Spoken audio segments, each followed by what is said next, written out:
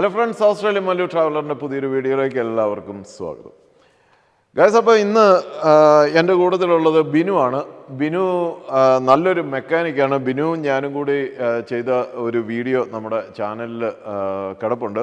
അപ്പോൾ Binu, welcome to the new video. Thank you. അപ്പം guys, അപ്പോൾ ഇന്ന് നമ്മളൊരു ഒരു ഒരു പ്രധാനപ്പെട്ട ഒരു വിഷയം നിങ്ങളെ ഒന്ന് ഇൻഫോം ചെയ്യാനായിട്ടാണ്. സത്യത്തിൽ ബിനു തന്നെ പറഞ്ഞിട്ടാണ് ഞാൻ ഈ ഒരു വീഡിയോ ഞാൻ ചെയ്യുന്നത്. കാരണം ബിനു ആസ് എ മെക്കാനിക് ഒത്തിരി പേര് ബിനുവിൻ്റെ അടുത്ത് ഇതുപോലെ പുതിയ കാറുകളൊക്കെ മേടിച്ചിട്ട് പണി കിട്ടി വരുന്നുണ്ട് അല്ലേ? അപ്പം ഒരു പുതിയ ട്രെൻഡാണ് ഇത്. പണ്ട് ഇത്രയും ഉണ്ടായിരുന്നില്ല. ഇപ്പൊ കുറച്ച് ദിവസമായിട്ട് ആൾക്കാർ വണ്ടി മേടിക്കുന്നു. എല്ലാവരും അല്ല, പക്ഷേ ഇതിൻ്റെ അകത്തൊരു നല്ലൊരു ശതമാനം ആൾക്കാർ വണ്ടി ഡാമേജ് ഉള്ള വണ്ടികൾ, അല്ലെങ്കിൽ റൈറ്റ് ഓഫ് ചെയ്ത വണ്ടികൾ, ഹിസ്റ്ററി ഇല്ലാത്ത വണ്ടികൾ, ഹൈ കിലോമീറ്റർ ഓടിയ വണ്ടികൾ, മീറ്റർ ബോർഡ് ഡാമ്പ് ചെയ്ത് നമ്മുടെ അടുത്ത് വരുന്നു. അപ്പോൾ ഒരു സർവീസിനൊക്കെ ഒരു വണ്ടി മേടിച്ച് ഒരു 6 മന്തൊക്കെ ഉപയോഗിച്ച് കഴിയുമ്പോഴാണ് സർവീസിന് വരുന്നത്. അപ്പോഴായിരിക്കും അവരറിയുന്നത് അതിൻ്റെ ഒത്തിരി പ്രോബ്ലംസ് ഉണ്ടെന്നുള്ളത്. നമ്പേഴ്സ് ഇപ്പൊ ഡേ ബൈ ഡേ ഇൻക്രീസ് ചെയ്യുകയാണ്. നമ്മളിപ്പോ കസ്റ്റമറുടെ അടുത്ത് വരുമ്പോൾ പറയണം, അയ്യോ ഇത് ഒത്തിരി നാൾ കീപ്പ് ചെയ്യാതെ സെല്ല് ചെയ്യണം. ഒരു മെക്കാനിക്ക് അങ്ങനെ പറയണേ നമുക്കൊരു ബുദ്ധിമുട്ടാണത്. അവർക്കും ബുദ്ധിമുട്ടാണ്. അവർ ചിലപ്പോൾ ഫസ്റ്റ് കമർ ആയിരിക്കാം, അല്ലെങ്കിൽ ഫസ്റ്റ് ബയർ ആയിരിക്കാം. അപ്പൊ അവർക്കും അത് കേൾക്കുമ്പോൾ ഒരു ബുദ്ധിമുട്ടാണ്. അപ്പൊ ഇതിൻ്റെ അകത്ത് ഞാൻ ചേട്ടനോട് പറഞ്ഞത്, അതിൻ്റെ അകത്തൊരു ബെസ്റ്റ് വേ ബിഫോർ ബൈയിങ് അവരൊരു നല്ലൊരു ഇൻസ്പെക്ഷൻ ചെയ്യുകയാണെങ്കിൽ ആ കോഴ്സ് എല്ലാ കേസിലും നമുക്ക് എത്രമാത്രം പ്രാക്ടിക്കലാണെന്നറിയില്ല, പക്ഷെ കുറെ അവോയ്ഡ് ചെയ്യാവുന്ന ഒത്തിരി കാര്യങ്ങളുണ്ട്. അതുകൊണ്ടാണ് നമുക്കൊരു ഡിസ്കഷൻ വേണമെന്ന് ഞാൻ ചേട്ടനോട് സജസ്റ്റ് ചെയ്യാൻ കാരണം ഇപ്പൊ വന്നു കഴിഞ്ഞിട്ട് മേടിച്ചിട്ട് വന്നിട്ട് നമുക്കൊന്നും ചെയ്യാൻ പറ്റില്ല. കാശ് കൊടുത്ത് അവർ മേടിച്ചു കഴിഞ്ഞാൽ പിന്നെ ഒന്നും നമുക്കൊന്നും ചെയ്യാൻ പറ്റത്തില്ല. അപ്പോൾ അതിനു മുമ്പ്, ഒരു വണ്ടി മേടിക്കുന്നതിന് മുമ്പ് എന്തൊക്കെ കാര്യങ്ങളാണ് നമ്മൾക്ക് ചെക്ക് ചെയ്യാൻ പറ്റുന്നത്? നമുക്ക് ഒരു പരിധിയുണ്ട്, എന്നാൽ പോലും നമുക്ക് ചെയ്യാൻ പറ്റുന്ന ഒത്തിരി കാര്യങ്ങളുണ്ട്. അപ്പം ഇവിടെ ഇപ്പം നമുക്കറിയാം, ഓസ്ട്രേലിയയിൽ ഇപ്പം നിരവധി സ്റ്റുഡൻസ് വന്നിട്ടുണ്ട്. അതുപോലെ തന്നെ പുതിയ മൈഗ്രേഷൻ ഓസ്ട്രേലിയയിലേക്ക് വരുന്നുണ്ട്. അപ്പോൾ അവരൊക്കെ ആദ്യമേ വരുമ്പോഴത്തേക്ക് നമ്മൾ ഈ പറഞ്ഞ പോലെ സാമ്പത്തികമായിട്ട് വലിയ ഒരു ഭദ്രതയൊന്നും, അല്ലെങ്കിൽ എല്ലാവരുടെ കയ്യിലും അങ്ങനെ പൈസയൊന്നും കാണത്തില്ല. അപ്പോൾ നമ്മളിവിടെ വന്ന ഒന്നെന്ന് പറഞ്ഞ് സ്റ്റാർട്ട് ചെയ്യുമ്പോഴത്തേക്ക് ഒരു ചെറിയ വണ്ടിയായിരിക്കും, അല്ലെ ഇപ്പോൾ ഈ പറഞ്ഞ ഒരു 4000-5000 രൂപയുടെയൊക്കെ വണ്ടിയായിരിക്കും നമ്മൾ എടുക്കുന്നത്. അപ്പോൾ അങ്ങനെയൊക്കെ എടുക്കുമ്പോഴത്തേക്കും പല തരത്തിലുള്ള തട്ടുകേടുകളും പറ്റാനുള്ള ചാൻസസ് ഉണ്ട്, പറ്റിക്കപ്പെടുന്നുണ്ട്. അപ്പോൾ അങ്ങനെയൊക്കെയുള്ള കാര്യങ്ങളെ പറ്റിയുള്ളൊരു ഡിസ്കഷനാണ് ഇന്നത്തെ നമ്മുടെ വീഡിയോ.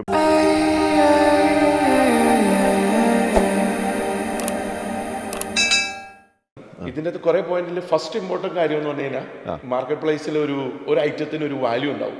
അതിലും ചീപ്പായിട്ടുള്ള ഒരു പ്രോഡക്റ്റ് മാർക്കറ്റിൽ ഇട്ട് കഴിഞ്ഞാൽ, ഇപ്പോൾ ഒരു ടൊയോട്ട കൊറോള 5000 വാല്യൂ ഉള്ള വണ്ടി 2000 ഇട്ട് കഴിഞ്ഞാൽ അപ്പൊ തന്നെ നമുക്കൊരു മെയിൻ അറ്റൻഷൻ കൊടുക്കണം. അത് സംതിങ് അതിനകത്ത് എന്തോ വിഷയമുണ്ട്, അല്ലെങ്കിൽ ഒരിക്കലും 5000 ഇട്ടില്ല.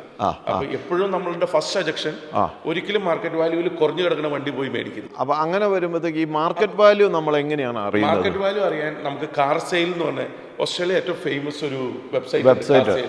അതിൻ്റെ കാർ വാല്യുവേഷൻ എന്ന് പറഞ്ഞൊരു ഓപ്ഷൻ ഉണ്ട്. അവിടെ പോയി വണ്ടിയുടെ ഇയറും കിലോമീറ്ററും കൊടുത്തു കഴിഞ്ഞാൽ അതിൻ്റെ അകത്ത് buyer price, seller price, trade price, 3 price categorise ചെയ്തിട്ടുണ്ട് അവര്. ഒരു അപ്രോക്സിമേറ്റ് പ്രൈസ്. പക്ഷെ ഡിപ്പെൻഡിങ് അപ്പോൺ ഏരിയ, ഇപ്പൊ മെൽബോൺ മാർക്കറ്റിലെ പ്രൈസ് ആയിരിക്കില്ല സിഡ്നി മാർക്കറ്റിൽ, വ്യത്യാസം വരും. പക്ഷെ എന്നാലും അവർക്ക് കമ്പയർ ചെയ്യാൻ കുറച്ച് ഒരു ആവറേജ് പ്രൈസ് കിട്ടും. അപ്പൊ അത് ആദ്യമേ ചെയ്യുക, അത് കഴിഞ്ഞിട്ട് വേണം. എന്നിട്ട് സെക്കൻഡ് ഓപ്ഷൻ എന്ന് പറഞ്ഞാൽ മാർക്കറ്റ് വാല്യൂ കിടക്കുന്ന വണ്ടി നമുക്ക് നെഗോഷിയേറ്റ് ചെയ്യാം.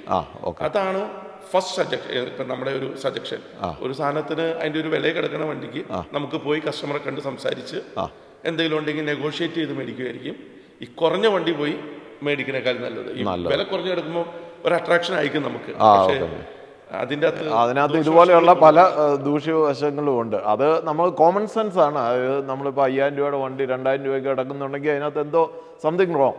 അപ്പോൾ അതാണ് നമ്മൾ മെയിനായിട്ട്. അപ്പോൾ ഈ പറഞ്ഞ വാലുവേഷൻ ഒന്ന് ചെയ്യുന്നത് എപ്പോഴും നല്ലതായിരിക്കും. അത് ആ വെബ്സൈറ്റിൽ തന്നെയുണ്ട് അല്ലേ? കാർ സെയിൽ വാല്യുവേഷൻ അടിച്ചു കഴിഞ്ഞാൽ അപ്പം തന്നെ അത് വരും, വളരെ ഈസി ആയിട്ട് കിട്ടും. അപ്പോൾ അതിനകത്ത് ഈ പറഞ്ഞ പോലെ വണ്ടിയുടെ കിലോമീറ്ററും നമ്പറും വണ്ടി രജിസ്ട്രേഷൻ നമ്പർ കൊടുത്തു കഴിഞ്ഞാൽ അപ്പം തന്നെ അതിൻ്റെ പ്രൈസ് വരും. അത് വളരെ ഈസിയാണ് സോജന. അത് എല്ലാവർക്കും ബേസിക് എല്ലാവർക്കും ചെയ്യാൻ പറ്റുന്ന ഒരു കാര്യമാണ്. വണ്ടി മേടിക്കുന്നതിന് മുമ്പ് ഫസ്റ്റ് അത് നോക്കുക, ആ ഒരു വാല്യൂ കിടക്കുന്ന വണ്ടി നമ്മൾ ചെക്ക് ചെയ്തിട്ട് നെഗോഷിയേഷൻ, അതാണ് ബെസ്റ്റ്, അതാണ് ഏറ്റവും ബെസ്റ്റ്. പിന്നെ രണ്ടാമത് വേറൊരു രീതിയിലുള്ള ചെക്ക് ഉണ്ടല്ലോ, അതായത് നമ്മുടെ PPSR. PPSR. അത് വണ്ടി ഇൻസ്പെക്ട് ചെയ്യാൻ പോണതിന് മുമ്പ്, അത് ഞാൻ പറയുകയാണെങ്കിൽ എല്ലാവരോടും പറയണേ, ഒരു വണ്ടി ഇൻസ്പെക്ട് ചെയ്യാൻ വേണ്ടി 5 കിലോമീറ്റർ ഡ്രൈവ് ചെയ്യണേക്കാൾ മുമ്പ് ആ കസ്റ്റമറുടെ കയ്യിൽ അതിന്റെ വിൻ നമ്പർ കിട്ടിക്കഴിഞ്ഞാൽ ഓസ്ട്രേലിയയിൽ PPSR എന്ന് പറഞ്ഞൊരു ഡോക്യുമെന്റേഷൻ നമുക്ക് ഡൗൺലോഡ് ചെയ്യാൻ പറ്റും. ഓക്കെ. അതിന്റെ കോസ്റ്റ് $2. അത്രേ ഉള്ളൂ. $2 ഉള്ളൂ. പക്ഷെ അതിനകത്ത് കുറെ പ്രൈവറ്റ് സൈറ്റുകളുണ്ട്. നമ്മൾ ആദ്യം കയറി കഴിയുമ്പോൾ സ്പോൺസേഡ് പ്രൈവറ്റ് സൈറ്റുകളായിരിക്കും ഗൂഗിളിൽ കയറി. അത് ഗവൺമെന്റിന്റെ ആണോ? ഗവൺമെന്റിന്റെ സൈറ്റ് ഉണ്ട്. അതിന്റെ ഒപ്പം തന്നെ നമ്മൾ ക്ലിക്ക് ചെയ്യുമ്പോൾ കുറെ പ്രൈവറ്റ് സൈറ്റിന്റെ ഡീറ്റെയിൽസും കിട്ടും. അത് $36-40. ഇനീഷ്യൽ ബൈയിൽ അത് നമ്മൾ റെക്കമെൻഡ് ചെയ്യില്ല. നമ്മൾ റെക്കമെൻഡ് ചെയ്യുന്ന ഗവൺമെന്റ് സൈറ്റിൽ കയറി PPSR എടുത്തു കഴിഞ്ഞാൽ അതിൻ്റെ അകത്ത് അറിയാൻ പറ്റും വണ്ടി റൈറ്റ് ഓഫ് ആണോ, അതിൻ്റെ അകത്ത് എന്തെങ്കിലും ഫൈനാൻസ് ഉണ്ടോ, സ്റ്റോളൻ കാർ ആണോ, അതൊക്കെ ഗവൺമെന്റ് അപ്ലോഡ് ചെയ്യും ചെയ്തിട്ടുണ്ടാവും. ഓസ്ട്രേലിയൻ ഗവൺമെന്റിന്റെ വെബ്സൈറ്റ് ആണത്. അപ്പൊ ഏത് വണ്ടി ഇൻസ്പെക്ട് ചെയ്യാൻ പോണതിന് മുമ്പും ഫസ്റ്റ് സ്റ്റെപ്പ് ഞാൻ എല്ലാവരോടും പറയണ PPSR ചെക്ക് ചെയ്യാൻ. PPSR. ഓക്കെ. അപ്പൊ അതിന്റെ ഒരു വെബ്സൈറ്റ് കാണുമല്ലോ. അതിന്റെ വെബ്സൈറ്റ് ഉണ്ട്. അതിന്റെ കോസ്റ്റ് $2 ഉള്ളൂ. $2 ഉള്ളൂ. ഓക്കെ. അപ്പോൾ അത് മെയിനായിട്ട് ഇപ്പോൾ ചെറിയൊരു ഇതൊക്കെ നമുക്ക് ഹാൻഡി ആയിട്ട് ചെയ്യാൻ പറ്റുന്ന കാര്യങ്ങളാണ്. അപ്പോൾ അതൊക്കെ ചെയ്തിട്ട് ഒരു വണ്ടി എടുക്കുമ്പോഴത്തേക്കും പിന്നെ ഒരു തട്ടുകേട് വരത്തില്ല. പിന്നെ എന്തൊക്കെയാണ്? പിന്നെ മൂന്നാമത്തെ പോയിന്റ്, ഒരു വണ്ടി നെക്സ്റ്റ് സ്റ്റേജ് ഇൻസ്പെക്ട് ചെയ്യാന്നുള്ളതല്ലോ. അതെ. കസ്റ്റമർ ഇപ്പോൾ ചെന്ന് കാണുമ്പോൾ, വണ്ടി കാണുമ്പോൾ ഫസ്റ്റ് പ്രിഫറൻസ് സർവീസ് ബുക്ക് ഉണ്ടോ എന്ന് കസ്റ്റമറോട് ചോദിക്കുക. ഓക്കെ. ഇപ്പൊ PPSR ഓക്കെയാണ്. Accident, major accident PPSR report ചെയ്യുന്ന വണ്ടി ഇൻഷുറൻസ് റൈറ്റ് ഓഫ്, അതായത് നമ്മുടെ നാട്ടിൽ ടോട്ടൽ ലോസ് എന്ന് പറയില്ലേ, ആ ഒരു ഫംഗ്ഷനിൽ വരുമ്പോൾ മാത്രമാണ് PPSR അപ്ലോഡ് ആവുള്ളൂ. ചെറിയ ആക്സിഡന്റ് ഒന്നും ആവില്ല. പക്ഷേ നെക്സ്റ്റ് ഓപ്ഷൻ ബുക്ക് ഉണ്ടോ എന്ന് നോക്കുക. ഈ ബുക്ക് ഉണ്ടോ എന്ന് നോക്കുക. കാരണം ഇപ്പൊ ഒരു പ്രസന്റ് മാർക്കറ്റിൽ കിലോമീറ്റർ കുറയ്ക്കണേ ഭയങ്കര ട്രെൻഡിങ് ആയിട്ട് വന്നേക്കും ഇവിടെ. അപ്പൊ പിന്നെ മൂന്നാമത്തെ പോയിന്റ് എന്ന് പറഞ്ഞാൽ നമ്മൾ വണ്ടിയുടെ ബുക്ക് ചെക്ക് ചെയ്യാന്ന്, സർവീസ് ബുക്ക് ചെക്ക് ചെയ്യാന്നുള്ളതാണ്. സർവീസ് ബുക്ക് എന്ന് പറഞ്ഞാൽ വണ്ടിയുടെ സർവീസ് ഹിസ്റ്ററി. അത് എന്തുകൊണ്ടാണെന്ന് വെച്ച് കഴിഞ്ഞാൽ ഇപ്പോഴത്തെ ഒരു മാർക്കറ്റ് ട്രെൻഡിൽ കിലോമീറ്റർ കുറയ്ക്കുന്നത് ഇപ്പോൾ വളരെ ചീപ്പായിട്ട് ഇപ്പോൾ ഒരു കീ ഉണ്ടാക്കുന്ന ലാഭത്തോടെ സ്പീഡോമീറ്ററിന്റെ കിലോമീറ്റർ കുറച്ച് ഈ വണ്ടിയുടെ ഹിസ്റ്ററി ചെക്ക് ചെയ്യാൻ ഇമ്പോർട്ടൻസ് ഇപ്പോൾ കൊടുക്കുന്ന കാരണം ഇപ്പോൾ ഒരു കീ ഉണ്ടാക്കണേ $150 ഒരു പുതിയ കീ ഉണ്ടാക്കണേ. ആ കോസ്റ്റ് കൊടുത്തു കഴിഞ്ഞാൽ ഇപ്പോൾ ആൾക്കാരുണ്ട് ഇവിടെ വന്ന് സ്പീഡോമീറ്റർ കുറച്ച് തരുന്നത്. അപ്പോൾ ഒരു 3 ലക്ഷം, അവിടെ 300,000, 3 ലക്ഷം ഓടി വണ്ടിയാക്കി ഒരു 100,000 ആക്കി നമുക്ക് തന്നു കഴിഞ്ഞാൽ നമുക്ക് അറിയാൻ പറ്റില്ല. അപ്പോൾ അത് ഭയങ്കര ഒരു ഡേഞ്ചർ പോയിന്റാണ്. അപ്പോൾ അതിന് ബെസ്റ്റ് ഓപ്ഷൻ വണ്ടി അപ്രോച്ച് ചെയ്ത് ആദ്യം കസ്റ്റമറോട് ചോദിക്കുക, വണ്ടിക്ക് സർവീസ് ഹിസ്റ്ററി ഉണ്ടോ എന്ന് ചോദിക്കുക. സർവീസ് ഹിസ്റ്ററി എന്ന് പറഞ്ഞാൽ ഞാനൊരു ബുക്ക് കൂടെ എടുത്തു വെച്ചിട്ടുണ്ട്. ഇതുപോലത്തെ ഒരു ബുക്കാണ്. ഇതിപ്പോൾ ടൊയോട്ടയുടെ ആണ്. ടൊയോട്ടയ്ക്ക് ഇതുപോലെ വാറണ്ടി ആൻഡ് സർവീസ് എന്ന് പറഞ്ഞ ബുക്ക് ഉണ്ടാവും. അതിൻ്റെ അകത്ത് ഓരോ സർവീസ് കഴിയുമ്പോഴും ഡീലറായാലും ഇപ്പോൾ ഓതറൈസ്ഡ് സർവീസ് സെൻ്ററുകളായാലും ഇതുപോലെ സ്റ്റാമ്പ് ചെയ്ത് തരും. അപ്പം ഇതും വണ്ടിയുടെ കിലോമീറ്ററുമായിട്ട് ഓരോ ടൊയോട്ടയ്ക്ക് എവരി 10,000 ആണെങ്കിൽ 10,000 എല്ലാം പ്രോപ്പറായിട്ട് സർവീസ് ചെയ്തിട്ടുണ്ടോ നോക്കുക. ഇപ്പം ചിലപ്പോൾ ഒരു കസ്റ്റമർ ഒരു സർവീസ് മിസ്സായേക്കാം, ബട്ട് ഒരു ജെന്യൂനിറ്റി ക്രോസ് ചെക്ക് ചെയ്യാൻ പറ്റും ഏകദേശമൊക്കെ ഒരു ബുക്ക് കണ്ടു കഴിഞ്ഞാൽ. അപ്പോൾ അതുണ്ടെങ്കിൽ നമുക്ക് വണ്ടി ഇൻസ്പെക്ഷൻ തുടങ്ങാം. ഇത്രയും ഇല്ലെങ്കിൽ ഞാൻ പറയണേ വണ്ടിയുടെ ഇൻസ്പെക്ഷന് പോകാതെ മേടിക്കാം. ഈ 3 കേസിൽ ഏതെങ്കിലും ഒരെണ്ണം ഫെയിലായി കഴിഞ്ഞാൽ ബാക്ക് ഓഫ് ചെയ്യായിരിക്കും ഞാൻ എപ്പോഴും പറയണേ. ഓക്കെ. പിന്നെ വേറെ അടുത്ത പോയിന്റ് എന്ന് പറഞ്ഞാൽ ഇപ്പം ചില വണ്ടികൾ ഇപ്പോൾ കോമൺ കൺസേൺസ് ഉള്ള വണ്ടികളുണ്ട്. അതായത് ചില വണ്ടികൾക്ക് കോമൺ ആയിട്ട് അതിൻ്റെ ഗിയർ ബോക്സ് ഫെയിലിയർ ഉണ്ട്. ഒരു ഗ്രാജുവലി 100,000 കഴിയുമ്പോൾ ഗിയർ ബോക്സ് ഫെയിൽ ആവുന്നുണ്ട്. ചില വണ്ടികൾക്ക് എൻജിൻ ഫെയിലിയർ ഉള്ള വണ്ടികളുണ്ട്. ഇപ്പോൾ ഒരു വീൽ ബെയറിംഗ് ഫെയിലിയർ ആവണതോ ഒരു സസ്പെൻഷൻ ഫെയിലിയർ ആവണതോ അല്ല, ഒരു ഗിയർ ബോക്സ് എഞ്ചിനും നമ്മുടെ ഇവിടുത്തെ മാർക്കറ്റിൽ ഫെയിൽ ആവണേ. ഭയങ്കര കോസ്റ്റ് ഇൻവോൾവ് ആണ്. ഇപ്പോൾ $7,000 കാറിന് ചിലപ്പോൾ ഗിയർ ബോക്സ് റിപ്പയർ ചെയ്ത് വരുമ്പോൾ 10,000 ആവും. അപ്പം അതിന് ബെസ്റ്റ് വഴി, നമുക്കൊരു പർട്ടിക്കുലർ ബ്രാൻഡ് പറയാൻ പറ്റില്ല, പല വണ്ടികൾക്കും അങ്ങനെ ഒരു മാനുഫാക്ചർ ഡിഫക്റ്റ് പോലെ കംപ്ലൈൻറ്റുകളുള്ള വണ്ടികളുണ്ട്. അപ്പോൾ അതിന് ബെസ്റ്റ് വേ നമുക്ക് ആ വണ്ടിയുടെ ഒരു റിവ്യൂ ചെക്ക് ചെയ്യുക. ആ പർട്ടിക്കുലർ മോഡലിന് എന്തെങ്കിലും കസ്റ്റമർ കമൻറ്റ്സ് മാർക്കറ്റിൽ ആരെങ്കിലും കണ്ടിന്യൂസ് ആയിട്ട് അതിന് കമൻറ്റ് ഇട്ടിട്ടുണ്ടോ, ഇന്ന സാധനം ഫെയിലർ ആവുന്നുണ്ട് എന്ന് പറഞ്ഞ് കംപ്ലൈൻറ്റ് ഇട്ടിട്ടുണ്ടോ എന്ന് ചെക്ക് ചെയ്യുക. അതൊരു ബെസ്റ്റ് വേ ആണ് വണ്ടി സെലക്ട് ചെയ്യുന്നതിന് മുമ്പ്. ഇല്ലെങ്കിൽ അറിയാവുന്ന ഏതെങ്കിലും മെക്കാനിക്കിനോടോ ഓട്ടോമൊബൈൽ റിലേറ്റഡ് ആയിട്ട് വർക്ക് ചെയ്യുന്ന ആരെങ്കിലോടും ചോദിക്കുക. മോസ്റ്റ്ലി ഇപ്പോൾ ഒരു മെക്കാനിക്കിനോട് ചോദിച്ചാൽ, ഇപ്പോൾ ഞാൻ മെക്കാനിക്കായിട്ടല്ല വർക്ക് ചെയ്യണം കേട്ടോ, എന്നോട് ചോദിച്ചാൽ ഏകദേശം കോമൺ ആയിട്ട് എനിക്ക് കംപ്ലൈൻറ്റുകൾ വന്ന വണ്ടികൾ എനിക്കറിയാൻ പറ്റും. അപ്പോൾ അങ്ങനെ ആരെങ്കിലോടും ചോദിച്ചാൽ അതൊരു നല്ല വാല്യൂ അഡീഷൻ ആയിരിക്കും. ഇത്തരം അതെ ഇത്തരം കഴിഞ്ഞ് കഴിഞ്ഞാൽ നമുക്ക് വണ്ടിയുടെ ഇൻസ്പെക്ഷൻ പാർട്ടിലേക്ക് കിടക്കാം. വണ്ടി ഒന്ന് ജസ്റ്റ് ഒരു ടെക്നിക്കൽ ഇൻസ്പെക്ഷന് കൊണ്ടുപോയി. ടെക്നിക്കൽ ഇൻസ്പെക്ഷൻ ഇവിടെ RICVയുടെയൊക്കെയും പ്രീ പർച്ചേസ് ഇൻസ്പെക്ഷൻ ഉണ്ട്. എല്ലാ വർക്ക്ഷോപ്പുകാരും പ്രീ പർച്ചേസ് ഇൻസ്പെക്ഷൻ നടത്തുന്നുണ്ട്. പക്ഷേ അതിനൊക്കെയും കാശ് ഇൻവോൾവ് ആണ്. അപ്പോൾ നമ്മളൊരു ഫൈനലൈസ് ചെയ്തിട്ട് മാത്രം ഈ പ്രീ പർച്ചേസ് ഇൻസ്പെക്ഷൻ പാർട്ടിലേക്ക് പോവുക. അപ്പോൾ അതിന് സ്വന്തമായിട്ടൊന്ന് ഞാൻ എല്ലാവരോടും പറയണേ, സ്വന്തമായിട്ട് ഫസ്റ്റ് ഇൻസ്പെക്ഷൻ നടത്തുക എന്നുള്ളതാണ്. അതായത് വണ്ടി പർച്ചേസ് ചെയ്യുന്നതിന് മുമ്പ് സ്വന്തമായിട്ട് പോയി ബുക്കൊക്കെ വെരിഫൈ ചെയ്ത ശേഷം സ്വന്തമായിട്ട് ഫസ്റ്റ് ഇൻസ്പെക്ഷൻ നടത്തുക. ഇപ്പോൾ സ്വന്തമായിട്ട് ഈസി ആയിട്ട് ഐഡൻറ്റിഫൈ ചെയ്യാൻ പറ്റുന്ന ഡാമേജുകൾ ഉണ്ടെങ്കിൽ നമുക്ക് അവിടെ വെച്ച് വിഡ്രോ ചെയ്യാമല്ലോ. പക്ഷേ അതിനകത്ത് വേറൊരു കാര്യം ചോദിക്കാനുള്ളത്, ഈ വണ്ടിക്ക് ഇപ്പോൾ മെക്കാനിക്കലി എന്തെങ്കിലും ട്രബിൾ ഉണ്ടെങ്കിൽ നമ്മൾ അതെങ്ങനെ മനസ്സിലാക്കാൻ പറ്റും? മെക്കാനിക്കലി അല്ല, അപ്പം അതിനാണ് ഞാൻ പറഞ്ഞേട്ടാ, പ്രീ പർച്ചേസ് ഇൻസ്പെക്ഷൻ എപ്പോഴും നല്ലതാണ്. പക്ഷേ അതിനു മുമ്പ് ബോഡിയും ഇപ്പോൾ മേജർ ഒരു കംപ്ലൈൻ്റ് ആണെങ്കിൽ ഏതൊരു നോർമൽ വണ്ടി ഡ്രൈവ് ചെയ്യുന്ന എല്ലാവർക്കും തിരിച്ചറിയാൻ പറ്റും. ലൈക്ക് എന്തെങ്കിലും എൻജിൻ്റെ പ്രോബ്ലം ഉണ്ട്, വണ്ടി മിസ്ഫയർ ചെയ്യുന്നുണ്ട്, അല്ലെങ്കിൽ വണ്ടി ആക്സിലേറ്റ് ചെയ്യുമ്പോൾ പിക്കപ്പില്ല, അതൊക്കെ നമുക്കൊരു നോർമൽ പേഴ്സൺ തന്നെ ഐഡൻറ്റിഫൈ ചെയ്യാൻ പറ്റും. അപ്പോൾ അത് ശരിക്കും പറഞ്ഞു കഴിഞ്ഞാൽ വണ്ടി മേടിച്ചിട്ടൊന്ന് ഓടിച്ചു നോക്കിയിട്ട് അറിയാൻ പറ്റുവാണെങ്കിൽ അവിടെ വെച്ചാൽ വിടുക. ഇല്ലെങ്കിൽ പർച്ചേസിന് മുമ്പ് ഇപ്പോൾ ഇവിടെ എല്ലാവർക്കും ഒരു പ്രാക്ടീസ് എന്ന് പറഞ്ഞാൽ കസ്റ്റമറോട് പറയാം നമുക്ക് മെക്കാനിക്കൽ ഇൻസ്പെക്ഷൻ ചെയ്യണമെന്ന് പറയാം. അപ്പോൾ മെക്കാനിക്കൽ ഇൻസ്പെക്ഷൻ എന്ന് പറഞ്ഞാൽ പ്രീ പർച്ചേസ് ഇൻസ്പെക്ഷൻ അതെപ്പോഴും ഒരു നല്ല പോയിൻ്റാണ്. എപ്പോഴും എസ്പെഷ്യലി ഒരു വില കൂടിയ വണ്ടികൾ ഏത് മേടിക്കുമ്പോഴും ഞാൻ റെക്കമെൻഡ് ചെയ്യുന്ന പ്രീ പർച്ചേസ് ഇൻസ്പെക്ഷനാണ്. അപ്പം ഞാൻ പറയട്ടെ, ഇപ്പം ബിനുവിൻ്റെ അടുത്ത് വന്ന ഇപ്പോൾ ബിനു തന്നെ പറഞ്ഞല്ലോ, 2-3 കുട്ടികൾ ഇങ്ങനെ പുതിയതായിട്ട് വന്ന ഒരു വണ്ടി എടുത്തിട്ട് ഭയങ്കര പ്രശ്നമായിരുന്നു. അതെ. അപ്പം അതെന്താണ് അവർ ഫേസ് ചെയ്ത പ്രശ്നം? എന്തായാലും അവർ ഫേസ് ചെയ്ത ഇപ്പോൾ ഒരു വണ്ടിയുടെ കേസിൽ എൻജിൻ ഓവർ ഹീറ്റ് ആയി പോവുക. ആക്ച്വലി അത് എൻജിൻ അവരറിഞ്ഞിട്ട് ഇവിടെ ഈ കെമിക്കൽ മേടിക്കാൻ കിട്ടും. ഞാനത് എത്രമാത്രം അണ്ടർസ്റ്റാൻഡ് ആവുള്ളൂ എന്നറിയില്ല. ഈ റപ്കോ, സൂപ്പർ ചിപ്പ്, ഓട്ടോ പാർട്സ് ചെന്ന് കഴിഞ്ഞാൽ ഹെഡ് ഗ്യാസ്കറ്റ് ഫിക്സ് എന്ന് പറഞ്ഞാൽ ഈ എൻജിൻ്റെയും ഹെഡിൻ്റെ ഇടയ്ക്ക് ഈ എൻജിൻ ഓവർ ഹീറ്റ് ആയി കഴിഞ്ഞാൽ ഫെയിലായി പോണ കുറേ സാധനങ്ങളുണ്ട്. അപ്പോൾ ഈ കെമിക്കൽ ഒഴിച്ച് കഴിഞ്ഞാൽ കെമിക്കലിലേക്ക് ഗ്ലൂ ആണ്, അത് ചെന്ന് ടെമ്പററി ആയിട്ട് ഈ പാസേജിനെ ബ്ലോക്ക് ചെയ്ത് വെക്കും. അപ്പോൾ ടെമ്പററി അവർക്ക് സെല്ല് ചെയ്യാൻ പറ്റും വണ്ടി. വണ്ടി സെല്ല് ചെയ്യും, വണ്ടി ഓടും. നമ്മൾ ഓടിച്ചു നോക്കുമ്പോൾ എല്ലാം പെർഫെക്റ്റ് ആയിരിക്കും. അപ്പോൾ വണ്ടി ഓടിച്ചു നോക്കി ഇവർ ഒരാഴ്ചയ്ക്ക് കഴിയുമ്പോൾ ഈ ഗ്ലൂ തള്ളിപ്പോവും. അപ്പോഴായിരിക്കും അവരറിയണേ അവർ പറ്റിക്കപ്പെട്ടു എന്ന്. അതപ്പോൾ നമുക്ക് എങ്ങനെ മനസ്സിലാക്കാൻ പറ്റും? അത് ഭയങ്കര ട്രിക്കിയാണ്. പക്ഷേ അതിൻ്റെ 1-2 ടിപ്സ് ഞാൻ കാണിച്ചു തരാം, അതെങ്ങനെ ഐഡൻറ്റിഫൈ ചെയ്യാൻ പറ്റുന്നത്. ആ കെമിക്കലിൻ്റെ കണ്ടൻറ്റ് എൻജിൻ ഓയിലിലും കൂളൻറ്റിലൊക്കെ ഉണ്ടെങ്കിൽ കുറച്ചൊക്കെ നമുക്ക് കണ്ടുപിടിക്കാൻ പറ്റും. അത് ഞാൻ എങ്ങനെയാണെന്നുള്ളത് ഞാൻ ചേട്ടന് ചെറിയൊരു ഡെമോൺസ്ട്രേഷൻ ഈ വണ്ടിയിൽ കാണിച്ചു തരാം.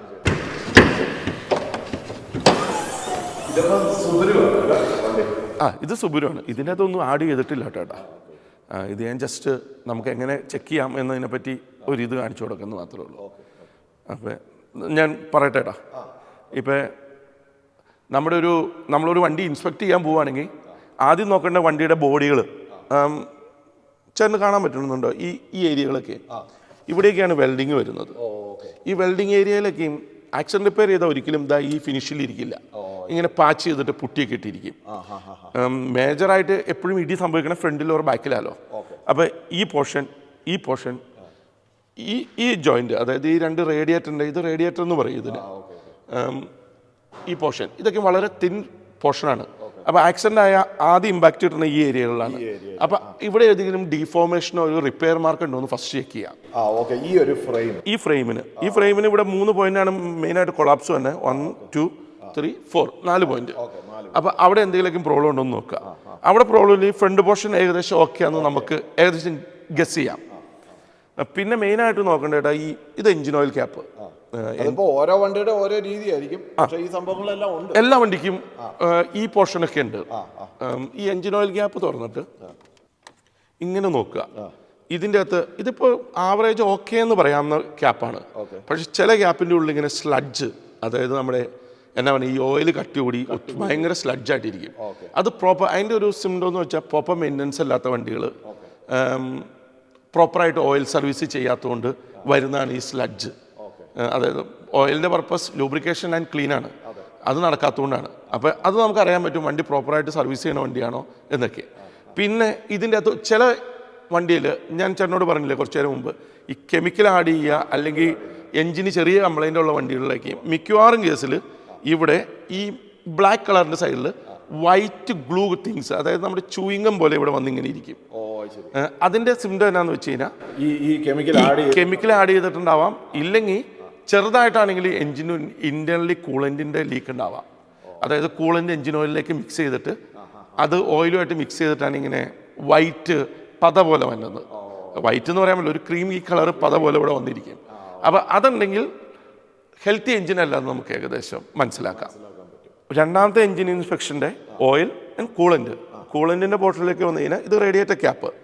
ആരോടും ഞാൻ റെക്കമെൻഡ് ചെയ്യില്ല കേട്ടോ, റേഡിയേറ്റർ ക്യാപ്പ് ചൂടായി കിടക്കുന്ന വണ്ടിയുടെ ഒരിക്കലും തുറക്കരുത്.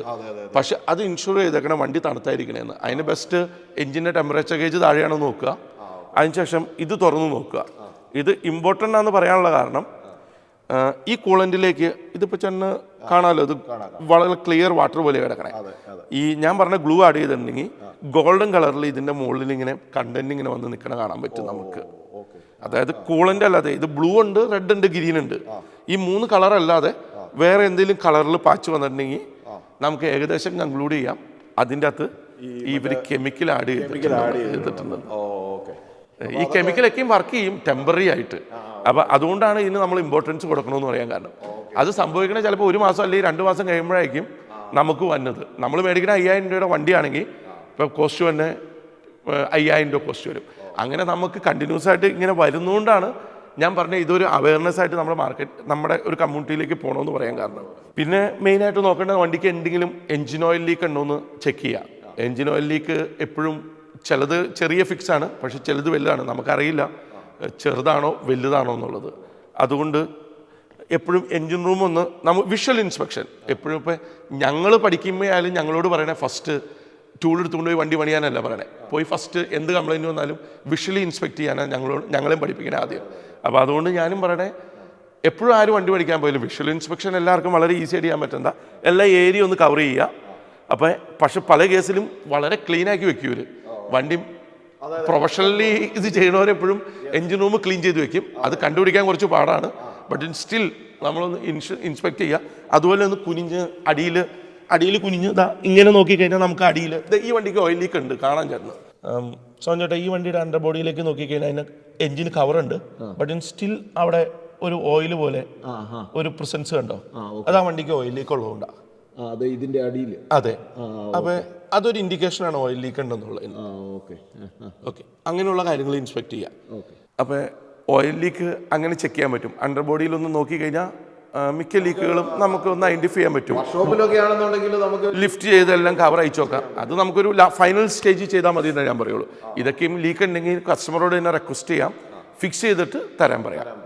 ഈ പറഞ്ഞോണ്ട് ഈ എല്ലാവർക്കും ഇവിടുത്തെ എല്ലാവരും ഒരു ധാരണ എന്ന് വെച്ചാൽ റോഡ് വൃത്തി ഉണ്ടെങ്കിൽ എല്ലാം ഓക്കെ എന്നാണ്. പക്ഷേ അതാണ് വളരെ ഇമ്പോർട്ടൻ്റ് ആയിട്ട് എല്ലാവർക്കും അറിയണ്ടേ. അപ്പോൾ ഈ റോഡ് വൃത്തി എന്ന് പറഞ്ഞ സംഭവം എന്തുവാ? ഓസ്ട്രേലിയയിലുള്ള ഒരു സംഭവമാണ്. അതെ, ഇപ്പോൾ വണ്ടി നമ്മുടെ വിക്ടോറിയയിൽ വണ്ടി പർച്ചേസ് ചെയ്യുമ്പോൾ ഇപ്പോൾ എൻ്റെ വണ്ടി ചെന്ന് തരുവാണെങ്കിൽ ഞാൻ വിത്ത് റോഡ് വൃത്തി കൊടുക്കണമെന്നാണ് അങ്ങനെയാണ് റൂള്. അപ്പോൾ റോഡ് വൃത്തി ചെയ്യാൻ വേണ്ടി റോഡ് വൃത്തി സെൻറ്റേഴ്സ് ഉണ്ട്. പക്ഷെ അവർക്കൊരു ഇൻസ്പെക്ഷൻ ചാർട്ടുണ്ട്. അതിൻ്റെ അകത്ത് മെയിനായിട്ട് പറഞ്ഞാൽ റോട്ടിൽ അതർ പാസഞ്ചേഴ്സ് ഓർ നമുക്ക് വണ്ടി സേഫായിട്ട് ഓടുമെന്ന് മാത്രമേ ഉള്ളൂ. വണ്ടിക്ക് ടെക്നിക്കൽ കംപ്ലൈൻറ്റ് ഉണ്ടെന്നോ മെക്കാനിക്കൽ കംപ്ലൈൻറ്റ് ഉണ്ടെന്നോ എൻജിൻ്റെ ലൈറ്റ് ഓൺ ആണെങ്കിലോ എൻജിന് സൗണ്ട് ഉണ്ടെങ്കിലോ ഇതൊന്നും റോഡ് വൃത്തി പറഞ്ഞ കേസല്ല. റോഡ് വൃത്തിയിൽ വണ്ടി ബ്രേക്ക് പിടിച്ചാൽ നിൽക്കണമെന്നും ഓപ്പോസിറ്റ് തന്നെ വണ്ടിയിൽ ഇടിക്കാതെ രീതിയിൽ അങ്ങനെ ഒരു ഇതാണ് റോഡ് വൃത്തി. ഒരിക്കലും ഒരു മെക്കാനിക്കൽ ഇൻസ്പെക്ഷൻ അല്ല റോഡ് വൃത്തി. അപ്പോൾ ഈ ചില ആൾക്കാരുടെ ഒരു കൺസെപ്റ്റ് റോഡ് വൃത്തി ഉണ്ടെങ്കിൽ അവർ റോഡ് വൃത്തി ചെയ്യുമ്പോൾ എല്ലാം കവർ ചെയ്യുമെന്ന്. ഇപ്പം നമ്മൾ ബൈക്ക് ചെയ്യാൻ ചെല്ലുമ്പോഴാണ് അവർ പറയും ഓക്കെ ലീക്ക് ഉണ്ടെങ്കിൽ കുഴപ്പമില്ലല്ലോ, ഞങ്ങൾ റോഡ് വൃത്തി ചെയ്തല്ലേ തന്നെയെന്ന് പറയും. പക്ഷേ അപ്പം അതിൻ്റെ അകത്തൊരു തെറ്റിദ്ധാരണ ഇൻക്ലൂഡിങ് എനിക്കും ഉണ്ടായിരുന്നു. പിന്നെ നമ്മൾ ഈ ഫീൽഡിലായതുകൊണ്ട് നമ്മൾ ഇതിനെപ്പറ്റി കൂടുതൽ അണ്ടർസ്റ്റാൻഡ് ചെയ്യപ്പോഴാണ് നമുക്ക് മനസ്സിലായത് റോഡ് വൃത്തി ഒരിക്കലും മെക്കാനിക്കൽ ഇൻസ്പെക്ഷൻ അല്ല. എൻജിൻ്റെ സൗണ്ട് അവർ ചെക്ക് ചെയ്യേണ്ട ആവശ്യമില്ല. അവർക്ക് എൻജിൻ റോഡിൽ ബ്രേക്കായി ഓയിൽ താഴെ ചാടി ബാക്കിൽ തന്നെ അവൻ സ്ലിപ്പായി പോകുമെന്നാണ് അതാണ് അതിൻ്റെ ഒരു കൺസെപ്റ്റ്. അപ്പോൾ അതുകൊണ്ട് റോഡ് വൃത്തി ഉണ്ടെന്ന് പറഞ്ഞാൽ നമ്മൾ ഒരിക്കലും മെക്കാനിക്കൽ ഇൻസ്പെക്ഷന് ചെയ്യാതിരിക്കരുത്. അതായത് വണ്ടിക്ക് വേറെ അറ്റൻഷൻ നമ്മുടെ ഒരു ഇൻസ്പെക്ഷൻ പാർട്ടി ചെയ്യാതിരിക്കരുത്. അത് ചിലപ്പോൾ ഇങ്ങനെ ഒരു പ്രോബ്ലം ഉണ്ടായേക്കാം. അപ്പോൾ ഈ റോഡ് വൃത്തി ചെയ്തെന്നും പറഞ്ഞുകൊണ്ട് വന്നു കഴിഞ്ഞാലും പറ്റിക്കപ്പെടാനുള്ള തീർച്ചയായിട്ടും റോഡ് വൃത്തി ഒരിക്കലും അതാ പറഞ്ഞേട്ടോ എൻജിൻ്റെ സൗണ്ട് ഇപ്പം നമുക്കറിയാം. എനിക്കറിയാവുന്ന ആൾക്കാർ റോഡ് വൃത്തി ലൈസൻസ് ഉള്ളവരുണ്ട്. അപ്പം അവർ പറയണേ എൻജിൻ്റെ സൗണ്ട് റോഡ് വൃത്തി പെടുന്നതല്ല. ഇപ്പം അവരെല്ലാവരും തന്നെ ഇപ്പം റോഡ് വൃത്തി സർട്ടിഫിക്കറ്റിൻ്റെ അടിയിൽ മെൻഷൻ ചെയ്തു തുടങ്ങി. റോഡ് വൃത്തി വെഹിക്കിൾ ഇൻസ്പെക്ഷൻ അല്ല, ഞങ്ങൾ ലീഗൽ റോഡ് വൃത്തി ഇൻസ്പെക്ഷൻ മാത്രമാണ് ഇപ്പോൾ റോഡ് വർത്തി സെൻറ്റേഴ്സ് എല്ലാം മെൻഷൻ ചെയ്തു തുടങ്ങി. കാരണം ആൾക്കാർ ഇപ്പം ഇങ്ങനെ എഞ്ചിൻ ഫെയിൽ ആകുമ്പോൾ ആൾക്കാരോ എനിക്ക് റോഡ് വർത്തി ഉണ്ട് എന്നാൽ റോഡ് വർത്തി സെൻറ്ററിലേക്ക് ചെല്ലാന്ന് ഓർത്ത് ഇവർ വണ്ടി എടുത്തുകൊണ്ട് ചെല്ലുന്ന ഒരു ട്രെൻഡ് ഉണ്ട്. അപ്പം അങ്ങനെ ചെന്ന് ചെയ്ത് ആരും ഫിറ്റ് ചെയ്ത് കൊടുക്കില്ല. കാരണം അവരുടെ ഇൻസ്പെക്ഷന് വിക്ടോറിൻ്റെ ഒരു ലിസ്റ്റ് ഉണ്ട്. ആ ലിസ്റ്റിൽ വിക്ടോറിയ മോട്ടോർ വെഹിക്കിൾ ഡിപ്പാർട്ട്മെൻറ്റിൻ്റെ ഒരു ലിസ്റ്റ് ഉണ്ട്. ആ ലിസ്റ്റിലുള്ള സാധനങ്ങൾ മാത്രമാണ് അതിൻ്റെ അകത്ത് പെടുള്ളൂ. അപ്പം അതെ അതെ. അപ്പം എല്ലാവരും പറയും ഇപ്പം സെല്ലർ പറയും എനിക്ക് റോഡ് വൃത്തി ഉണ്ടല്ലോ എല്ലാം ഓക്കെ അല്ലേ എന്ന് പറയും. പക്ഷേ ഈ റോഡ് വൃത്തിയുടെ പ്രോബ്ലംസ് അതാണ്. ഓക്കെ. പിന്നെ ഏട്ടാ നമുക്കൊന്ന് ബാക്കിലേക്ക് പോവുകയാണെങ്കിൽ ഇപ്പോൾ ഞാൻ പറഞ്ഞില്ലേ ഫ്രണ്ടിലെ കൊളാപ്സ് സോണിൽ ഇടി ഉണ്ടെങ്കിൽ നമുക്ക് അറിയാൻ പറ്റും എന്നുള്ളത്. അപ്പോൾ അതുപോലെ തന്നെ ബാക്കിലെ ഏറ്റവും പിടിയുന്നത് നമുക്ക് ഇടി ഉണ്ടോ എന്ന് അറിയാൻ പറ്റണേ. ബാക്ക് ഡിക്കി തുറന്നിട്ട് സ്പെയർ വീൽ ഇരിക്കുന്ന ഏരിയ പല വണ്ടിക്കും പല ഏരിയയിലാട്ടോ. ഈ സ്പെയർ വീലിൻ്റെ ഏരിയയിൽ വല്ല വാട്ടർ ലീക്കേജോ റസ്റ്റ് മാർക്കോ ഉണ്ടോ നോക്കുക. ഇപ്പം ഒരു നല്ല റിപ്പയർ ആണെങ്കിൽ എല്ലാം ഓക്കെയാണ്. ഈ ഒത്തിരി നന്നായിട്ട് ചെയ്യാത്ത റിപ്പയർ ചെയ്യാത്തവർ വിഷയം എന്താണെന്ന് വെച്ചാൽ മഴ പെയ്യുമ്പോഴേക്കും നമുക്ക് വെള്ളം കയറി പതുക്കെ ഇവിടെ കെട്ടിക്കിടക്കും. എന്നിട്ട് പതുക്കെ തുരുമ്പെടുത്ത് തുടങ്ങും. അപ്പോൾ അങ്ങനെ ഒരു ട്രെൻഡ് ഇഷ്ടമാതിരി വണ്ടികൾക്ക് കാണുന്നുണ്ട്. അത് റിപ്പയർ പ്രോപ്പർ ആവാത്തതുകൊണ്ട്, പ്രോപ്പർ അലൈൻമെൻ്റ് അല്ല, പ്രോപ്പർ റിപ്പയർ അല്ലാത്തതുകൊണ്ട്, ആക്സിഡൻ്റ് ആയിട്ടുള്ളതിനൊരു സിംറ്റം നമ്മൾ ചെക്ക് ചെയ്യുക എന്നുള്ളതാണ്. അപ്പോൾ അങ്ങനെ ഉണ്ടെങ്കിലും ഏകദേശം തീരുമാനിക്കാം ബാക്ക് ആക്സിഡൻ്റ് ആയിട്ടുണ്ടെന്നുള്ളത്. പിന്നെ ബോഡി പാനൽസ് ജസ്റ്റ് ക്വിക്കായിട്ട് ഈ ബോഡി പാനൽസിൻ്റെ ഗ്യാപ്പ്, കളർ ചേഞ്ച്, ഈ ഒരു ഡോറ് ഈ ഡോറും തമ്മിലുള്ള കളർ ചേഞ്ചൊക്കെയും വളരെ ഈസി ആയിട്ട് ഐഡൻറ്റിഫൈ ചെയ്യാൻ പറ്റും. ഇവിടെ ഇൻഷുറൻസിൽ ചെന്നാൽ അറിയാലോ പ്രോപ്പറായിട്ട് റിപ്പയർ ചെയ്യണേ ലൈഫ് ടൈം വാറണ്ടിയിൽ റിപ്പയർ ചെയ്യണേ. അപ്പം ഇപ്പം നല്ല റിപ്പയർ ചെയ്യുമേ. അപ്പം അങ്ങനെ ചെയ്ത വണ്ടികളിൽ നമ്മൾ കുറ്റമൊന്നും അങ്ങനെയല്ല, നമ്മൾ കുറ്റം പറയുന്നില്ല, ആരോടും എടുക്കണ്ടെന്നും പറയില്ല. അത് സേഫാണ്, അത് 100% ലൈഫ് ടൈം വാറണ്ടിയാണ് റിപ്പയർ എല്ലാം തന്നെ. പക്ഷേ ഇപ്പം ആക്സിഡൻ്റായി ഇവർ കൊണ്ടുവന്ന് ഈ പുറത്ത് ഇൻഷുറൻസ് അല്ലാതെ പാർട്സ് മാറാതെ ഈ പഴയ പാർട്സൊക്കെ വെട്ടി വെച്ച് റിപ്പയർ ചെയ്ത് വരും. അങ്ങനെയൊക്കെ വരുമ്പോഴാണ് നമുക്ക് പ്രോബ്ലംസ് ഫ്യൂച്ചറിൽ ഉണ്ടാവണമല്ലോ. അതിനു വേണ്ടിയാണ് ഈ ഇൻസ്പെക്ഷൻ ചെയ്യാൻ പറയണേ. ഈ പാനൽ ഗ്യാപ്പുകൾ ഞാൻ ഇപ്പോൾ കാണുന്നുണ്ട് നമ്മളിവിടെ ഈ പാനലുകളൊക്കെ മൊത്തം വെട്ടി മാറ്റി വയ്ക്കണേ. അപ്പോൾ അതുപോലെ തന്നെ ഈ ഡോറിൻ്റെ പാനൽ ഇങ്ങനെയുള്ള ഏരിയകളിലേക്ക് എന്തെങ്കിലും അബ്നോർമാലിറ്റി, ഇപ്പോൾ ഈ അബ്നോർമാലിറ്റി പിടിയിൽ നിന്ന് നമുക്ക് പിക്ക് ചെയ്യാൻ പറ്റും. അതിനിപ്പോൾ ഈ ടെക്നിക്കൽ പേഴ്സൺ വേണമെന്നൊന്നുമില്ല, ജസ്റ്റ് ചെക്ക് ചെയ്യുമ്പോൾ എന്തായാലും ബാക്കി ഡോറും ഇതുമായിട്ട് വ്യത്യാസം ഉണ്ടെങ്കിൽ അറിയാൻ പറ്റും. അതുപോലെ ഡോർ അടയ്ക്കുമ്പോൾ ഉള്ള സൗണ്ട് അതൊക്കെ ഈസി ആയിട്ട് ഐഡൻറ്റിഫൈ ചെയ്യാൻ പറ്റും. അപ്പോൾ അതൊക്കെ എന്ന് വെച്ച് വണ്ടി മേടിക്കണ്ടെന്നല്ല പറയണേ, പക്ഷേ അതിൻ്റെ ഡാമേജ് എത്ര ഉണ്ടെന്നുള്ളത് നമ്മളൊന്ന് അസസ് ചെയ്യണം. ഇത് ഫ്യൂച്ചറിലേക്ക് നമുക്കൊരു ബാധ്യതയാവരുതല്ലോ വണ്ടി മേടിച്ചിട്ട്. അതിനു വേണ്ടിയാണ് ഞാൻ പറയുന്നത്. ഇപ്പോൾ ബോഡി റിപ്പയറൊക്കെ ഇവിടെ ആക്സിഡൻറ്റുകൾ, ചെറിയ ആക്സിഡൻറ്റുകളൊക്കെ വളരെ കോമൺ ആണ്. എന്ന് വെച്ചാൽ വണ്ടി മേടിക്കൽ നടക്കില്ല നമുക്ക്. അപ്പോൾ അതിന് ചെയ്യാൻ പറ്റുന്ന ഇങ്ങനെയുള്ള കാര്യങ്ങളാണ്. ജസ്റ്റ് ഒന്ന് എല്ലാ ഡോറും ചെക്ക് ചെയ്യുക. ഈ റബ്ബർ ബീഡിങ്സ്, ഈ ഡോറിൻ്റെ റബ്ബർ ബീഡിങ്സൊക്കെ ഈ കിടക്കുന്ന ബീഡിങ്സിന് കട്ട്, ഡാമേജ്, അതൊക്കെയും കൂടുതലും ചാൻസ് ആക്സിഡൻ്റ് ആകുമ്പോഴാണ്. അല്ലാതെയും ടീറായി പോവാം, ബട്ട് ഏറ്റവും കൂടുതൽ വന്ന്. അപ്പോൾ അങ്ങനെ ആകുമ്പോൾ ആ ഏരിയ ഒന്ന് അറ്റൻഷൻ കൊടുക്കുക. അപ്പോൾ നമുക്കറിയാൻ പറ്റും അത് വല്ല മേജർ ആക്സിഡൻ്റ് ആണോ മൈനർ ആക്സിഡൻ്റ് ആണോ ഇല്ലെങ്കിൽ. അപ്പോൾ ഇങ്ങനെ കണ്ടു കഴിഞ്ഞാൽ മോസ്റ്റ്ലി നമ്മൾ കണ്ടു കഴിഞ്ഞാൽ കസ്റ്റമറോട് ചോദിച്ചു കഴിയുമ്പോൾ തന്നെ ഒരുമാതിരിപ്പെട്ടവരെല്ലാം പറയും, അറിയാവുന്നതാണെങ്കിൽ അവർ പറയും നമ്മൾ കണ്ടുല്ലോ. അപ്പോൾ ഓട്ടോമാറ്റിക്കായിട്ട് സെല്ലർ പറയും നമ്മുടെ അടുത്ത് അതുണ്ടായിരുന്നു. അപ്പോൾ അങ്ങനെയൊക്കെ ഉണ്ടെങ്കിൽ നമുക്ക് പ്രോപ്പർ ഇൻഷുറൻസ് ജോബാണെങ്കിൽ അതിൻ്റെ റെസിപ്റ്റ് തന്നേക്കാൻ പറയുക. നമുക്കൊന്ന് ഫയൽ ചെയ്ത് വെച്ചാൽ ഫ്യൂച്ചറിൽ എന്തെങ്കിലും ഈ വിഷയം ഉണ്ടെങ്കിൽ ഈ ലൈഫ് ടൈം വാറണ്ടിയുടെ കേസ് ഞാൻ ആദ്യം പറഞ്ഞല്ലോ. അപ്പോൾ ലൈഫ് ടൈം വാറണ്ടിയിൽ അപ്രോച്ച് ചെയ്യുക, ഇൻഷുറൻസ് കമ്പനീനെ അപ്രോച്ച് ചെയ്താൽ അവർ ആ റിപ്പയർ ചെയ്യവരെ കൊണ്ട് തന്നെ റിപ്പയർ ചെയ്ത് തരും. അപ്പോൾ അങ്ങനെ ഒരു വിഷയമില്ല. അപ്പോൾ അതിനാണ് ഇങ്ങനെയുള്ള കാര്യങ്ങൾ. പക്ഷേ ഇപ്പോൾ സെല്ലർക്കും പല കേസിലും അറിയാൻ പാടില്ലായിരിക്കും. ഇപ്പോൾ ഒരു നോർമൽ സെല്ലർ 5 കൊല്ലം മുമ്പുണ്ടായ ആക്സിഡൻറ്റിൻ്റെ ഡീറ്റെയിൽസ് ഒന്നും നോക്കി വെച്ചുകൊണ്ടിരിക്കില്ല മിക്കവാറും. പിന്നെ ഏട്ടാ കീ, എല്ലാ വണ്ടിയും ഇപ്പോൾ ബൈ ചെയ്യുമ്പോൾ 2 കീ ഉണ്ടാവും. അപ്പോൾ എപ്പോഴും കീ 2 കസ്റ്റമറുടെ കയ്യിലുണ്ടെന്ന് ഉറപ്പ് വരുത്തുക. ഇല്ലെങ്കിൽ മറ്റേ കീയുടെ റീസൺ എന്താ, എങ്ങനെയാണ് പോയത് എന്നുള്ളത് ഒന്ന് അറിഞ്ഞിരിക്കുക. കാരണം കീ എപ്പോഴും ഒരു കീ പുറത്തുണ്ടെങ്കിൽ കസ്റ്റമർക്ക് വേറെ ഒരാൾക്ക് വന്ന് വണ്ടി സ്റ്റാർട്ട് വണ്ടി കൊണ്ടുപോകാൻ പറ്റും. പക്ഷേ അതിൻ്റെ ഒരു റൂട്ട് കോസ്, അത് എന്തുകൊണ്ടാണ് പോയതെന്നൊന്ന് അറിഞ്ഞിരിക്കുക. അങ്ങനെയാണെങ്കിൽ അതിനുള്ള ഓപ്ഷൻ എന്താണെന്ന് വെച്ച് കഴിഞ്ഞാൽ ഇപ്പോൾ കസ്റ്റമറുടെ കയ്യിൽ നിന്ന് മിസ്സായി പോയ കീ ആണെങ്കിൽ നമുക്ക് പുതിയ വണ്ടികൾക്കെല്ലാം ഒരു 2005 ശേഷമുള്ള എല്ലാ വണ്ടികൾക്കും ഈ കീയുടെ ചിപ്പ് ഇറേസ് ചെയ്താനുള്ള ഓപ്ഷൻ ഉണ്ട്. അതായത് ഈ ഇപ്പോൾ നമ്മുടെ കയ്യിലിരിക്കണേ ഇതുപോലത്തെ ഒരു കീ അല്ലേ ഉള്ളത്, ഇതുപോലത്തെ ഒരു കീ ഇരിക്കണേ. ഈ കീയുടെ ചിപ്പ് അല്ലാതെ ബാക്കി ഇതിൻ്റെ അകത്ത് രജിസ്റ്റർ ചെയ്തേക്കണേ, ഈ വണ്ടിയിൽ രജിസ്റ്റർ ചെയ്തിട്ടുണ്ടാവും ചിപ്പ്. ആ ചിപ്പെല്ലാം നമുക്ക് കമ്പ്യൂട്ടർ കുത്തി ഇറേസ് ചെയ്ത് കളയാം. അപ്പം ഫ്യൂച്ചറിൽ ഒരുത്തം വന്നു കഴിഞ്ഞാൽ ഡോറ് തുറക്കാനേ പറ്റുള്ളൂ, പക്ഷേ വണ്ടി സ്റ്റാർട്ട് ചെയ്ത് കൊണ്ടുപോകാൻ പറ്റില്ല. അപ്പോൾ എനിക്ക് കേസ് ആരെങ്കിലും കക്കാൻ വന്നു കഴിഞ്ഞാൽ അപ്പോൾ അതുകൊണ്ട് എങ്ങനെയാണ് രണ്ടാമത്തെ കീ ഇല്ല എങ്കിൽ ഇപ്പോൾ നമ്മുടെ ഇന്നൊക്കെ കീ മിസ്സാവാറുണ്ട്. കീ ഇല്ലെങ്കിൽ അതിനൊരു റീസൺ അറിഞ്ഞിരിക്കണം. ഇപ്പോൾ റീസൺ മിസ്സിംഗ് ഒക്കെ ആണ്, എവിടെയെങ്കിലും കളഞ്ഞു പോയതൊക്കെ ആണെങ്കിൽ എപ്പോഴും നമ്മൾ റെക്കമെൻഡ് ചെയ്യണേ ലോക്ക് സ്മിത്തിനെ വിളിച്ച് കഴിഞ്ഞാൽ അവർ ഈസി ആയിട്ട് ചെയ്തു തരും. അവർ പഴയ ഡീറ്റെയിൽസ് ഡിലീറ്റ് ചെയ്തിട്ട് വേണമെങ്കിൽ പുതിയ കീ ഒരെണ്ണം ഉണ്ടാക്കി വെക്കുക. അതുപോലെ തന്നെ ഈ കീ സിംഗിൾ കീ ഉള്ള കസ്റ്റമേഴ്സിനോട് ഞാൻ പറയാനുള്ള ഒരു ഇതെന്ന് പറഞ്ഞു കഴിഞ്ഞാൽ സിംഗിൾ കീ കിട്ടണമെങ്കിൽ എപ്പോഴും ഒരു എക്സ്ട്രാ കീ ഉണ്ടാക്കി വെക്കുക. എക്സ്ട്രാ കീയുടെ കോസ്റ്റ് ലെസ് ദാൻ $200. പക്ഷേ ഈ സിംഗിൾ കീ മിസ്സായി കഴിഞ്ഞാൽ ചില വണ്ടികൾക്ക് $2,000 മുതൽ $3,000 വരെയാവും വിത്ത് കമ്പ്യൂട്ടർ മാറേണ്ടി വരും. ചില വണ്ടികൾക്ക് നമുക്ക് റീപ്രോഗ്രാം ചെയ്യാൻ പറ്റും, പക്ഷേ ചില വണ്ടികൾക്ക് കമ്പ്യൂട്ടർ അടക്കം മാറേണ്ടി വരും. അതായത് ഈ കീയുടെ സെക്യൂരിറ്റി കമ്പ്യൂട്ടർ എന്ന് പറഞ്ഞ ഡിവൈസ് ഉണ്ട്. അപ്പോൾ അത് മാറണമെങ്കിൽ കോസ്റ്റ് കൂടുതലാണ്. അപ്പോൾ എപ്പോഴും സിംഗിൾ കീ ആയിട്ട് ഉപയോഗിക്കുന്നവരോട് എപ്പോഴും നമുക്ക് റെക്കമെൻഡ് ചെയ്യാനുള്ളത് രണ്ടാമത്തെ കീ വണ്ടി പർച്ചേസ് ചെയ്താൽ അപ്പം തന്നെ മേടിച്ച് വയ്ക്കുക. ഇപ്പം ഇതെല്ലാം കഴിഞ്ഞ് ഇപ്പം നമ്മൾ വണ്ടി മേടിക്കുക എന്ന് തീരുമാനിച്ചു കഴിഞ്ഞാൽ ചേട്ടാ ബെസ്റ്റ് പരിപാടി ഒരു പ്രീ പർച്ചേസ് ഇൻസ്പെക്ഷൻ ചെയ്യിക്കുക. ഇപ്പം അതെ, നമ്മൾ ചിലപ്പോൾ RICVക്ക് ഇപ്പം RICVയുടെ ഇൻസ്പെക്ഷൻ ഒരു $250 ആയിരിക്കാം. പക്ഷേ ഈ $250 കൊണ്ട് നമ്മൾ ചിലപ്പോൾ സേവ് ചെയ്യുന്ന $10,000 ആയിരിക്കും. അപ്പം അവർ പോയി ഇപ്പം നമുക്കിപ്പോൾ ഓക്കെ കേട്ടോ, ആരെങ്കിലും കസ്റ്റമർക്ക് ബൈ ചെയ്യണമെങ്കിൽ നമ്മുടെ വർക്ക്ഷോപ്പിൽ കൊണ്ടുവന്നാൽ വളരെ ചീപ്പായിട്ട് നമ്മൾ ചെയ്തു കൊടുക്കും. പക്ഷേ ഇപ്പം എല്ലാ കേസിലും സെല്ലർ കൊടുത്തൊന്നും വിടില്ല വണ്ടി. ഇപ്പോൾ ഇവിടെ നിന്ന് ഇപ്പം നമ്മുടെ ഒരു പർട്ടിക്കുലർ ഏരിയയിലാണ് വണ്ടി ഒരു 20 കിലോമീറ്റർ അപ്പുറമാണെങ്കിൽ കസ്റ്റമർ ഇപ്പോൾ ഒരു സെല്ലർ ബയറുടെ കയ്യിൽ വണ്ടി ഒന്നും മേടിക്കുന്നതിന് മുമ്പ് കൊടുത്തു വിടില്ല. അപ്പം ഞാൻ പറയുന്ന എപ്പോഴും ഇപ്പോൾ ഈ മൊബൈൽ RICVയുടെ ഇൻസ്പെക്ഷൻ ഉണ്ട് പ്രീ പർച്ചേസ്, അത് എടുത്തു കഴിഞ്ഞ് കഴിഞ്ഞാൽ അവർ A to Z പോയി അവിടെ ചെക്ക് ചെയ്ത് നമുക്ക് റിപ്പോർട്ട് അയച്ചു തരും. അപ്പോൾ അതിൻ്റെ അകത്ത് എന്തെങ്കിലും ഡിഫക്റ്റ് ഉണ്ടെങ്കിൽ അവർ തന്നെ പറയും നോട്ട് റെക്കമെൻഡഡ് ടു ബൈ എന്ന്. ഇപ്പോൾ പല കേസിലും ഇപ്പോൾ കഴിഞ്ഞ ദിവസം ഒരു Audi Q7 ബൈ ചെയ്ത് നമ്മളിങ്ങനെ തന്നെ റെക്കമെൻഡ് ചെയ്തു. പുള്ളി സിഡ്നിയിൽ നിന്നാണ് മേടിക്കാൻ പോയത്. ഇപ്പോൾ സിഡ്നി മാർക്കറ്റിലേക്കും ചിലപ്പോൾ ലക്ഷറി വണ്ടിക്ക് വില കുറവുണ്ട്. അപ്പോൾ അങ്ങനെ മേടിക്കാൻ പോയ വണ്ടി റിപ്പോർട്ട് കിട്ടിയപ്പോൾ RICVക്കാർ അപ്പോൾ തന്നെ അതിൻ്റെ അടിയിൽ എഴുതി വെച്ചു നോട്ട് റെക്കമെൻഡഡ് ടു ബൈ. അതായത് കംപ്ലൈൻറ്റ് കൂടുതലാണ്, റെക്കമെൻഡ് ചെയ്യാനുള്ളതാണ്. ഈ RICV എന്ന് പറഞ്ഞു കഴിഞ്ഞാൽ തന്നെ ഇവിടുത്തെ ഒരു എന്നാ പറയുക റിപ്പോർട്ട് മറ്റേ നമ്മുടെ ഹെൽപ്പ് ലൈൻ ഇൻഷുറൻസ് എല്ലാം ചെയ്യുന്ന കമ്പനിയാണ്. അതെ, അതുപോലെ തന്നെയുള്ള അവർക്കൊരു ടീമുണ്ട് പ്രീ പർച്ചേസ് ഇൻസ്പെക്ഷന് വേണ്ടി മാത്രം. അപ്പോൾ അത് ചിലപ്പോൾ ഭയങ്കര ഹെൽപ്ഫുള്ളായിരിക്കും.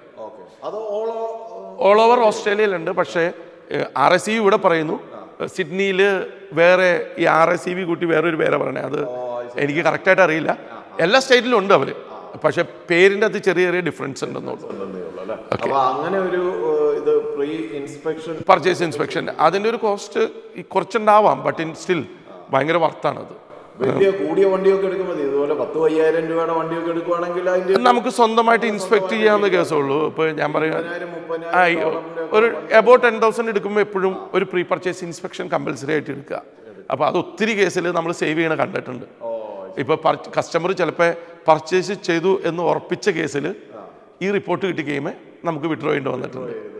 കാരണം ഇപ്പം നമ്മൾ ഇൻസ്പെക്ട് ചെയ്യണം, ഇപ്പം നമ്മൾ കുറേയൊക്കെ പറഞ്ഞു, ബട്ട് ഇൻ സ്റ്റിൽ ടെക്നിക്കലി എത്രമാത്രം സൗണ്ടഡ് ആണ് ഒരാൾ പോയി ചെക്ക് ചെയ്യാൻ, എൻജിൻ്റെ സൗണ്ട്, ഗിയർ ബോക്സിൻ്റെ സൗണ്ട്, എങ്ങനെ ഗിയറിൻ്റെ ഷിഫ്റ്റ് ചെയ്യുന്നു, അതൊക്കെയും എളുപ്പമായിരിക്കില്ല. അപ്പോൾ നമ്മൾ അങ്ങനെ ഒരു ഇൻസ്പെക്ഷൻ എല്ലാം കഴിഞ്ഞു നമ്മൾ ഓക്കെ ആണെങ്കിൽ പർച്ചേസ് ചെയ്യുന്ന ഉറപ്പുള്ള സ്റ്റേജിൽ ഞാൻ പറയുന്നത് എപ്പോഴും ഒരു പ്രീ പർച്ചേസ് ഇൻസ്പെക്ഷൻ എടുക്കുക. ഇല്ലെങ്കിൽ തൊട്ടടുത്തുള്ള ഏതെങ്കിലും വർക്ക്ഷോപ്പുകളിൽ ഇപ്പം വണ്ടി മേടിക്കുന്നതിൻ്റെ അടുത്ത് എവിടെയെങ്കിലും ഓപ്ഷൻ ഉണ്ടെങ്കിൽ അവിടെ കൊണ്ടുപോയി ചെക്ക് ചെയ്യിക്കുക. അപ്പോൾ എപ്പോഴും ഒരു വാല്യൂ അഡീഷൻ ആയിരിക്കും അത്. പിന്നെ ഒരു മെയിൻ പോയിന്റ് ഉള്ളത് കേട്ടോ, വണ്ടി ബൈ ചെയ്യുമ്പോൾ 3 ഓപ്ഷൻ ഉണ്ട് ഇവിടെ. ഒന്ന്, നമുക്കൊരു പ്രൈവറ്റ് പാർട്ടിയുടെ കയ്യിൽ നിന്ന് വണ്ടി മേടിക്കാം, ഒരു കസ്റ്റമറുടെ കയ്യിൽ നിന്ന് നമ്മൾ പോയി വണ്ടി മേടിക്കുന്നു. 2, ഡീലർഷിപ്പിൽ നിന്ന് മേടിക്കാം. ഡീലർഷിപ്പ് 2 രീതിയിലുണ്ട് ഇവിടെ. ഒന്ന് ഈ authorised dealership, Toyota, BMW, Benz, അവർക്കൊക്കെ യൂസ്ഡ് കാറിൻ്റെ ഡിപ്പാർട്ട്മെൻ്റ് ഉണ്ട്, അവിടെ നിന്ന് മേടിക്കാം. ഇല്ലെങ്കിൽ നമ്മൾ കുറച്ചും കൂടി വിശ്വസ്തത കൂടുതലുണ്ട്. പിന്നെയുള്ള മൂന്നാമത്തെ അതിന് ഡീലർഷിപ്പിൻ്റെ രണ്ടാമത്തെ ഡീലർഷിപ്പ് വേർഷൻ LMCT ലൈസൻസ് ഉള്ള യൂസ്ഡ് കാർ ഡീലർഷിപ്പുകളുണ്ട് ഇവിടെ. അപ്പോൾ അവരുടെ കയ്യിൽ നിന്ന് മേടിക്കാം.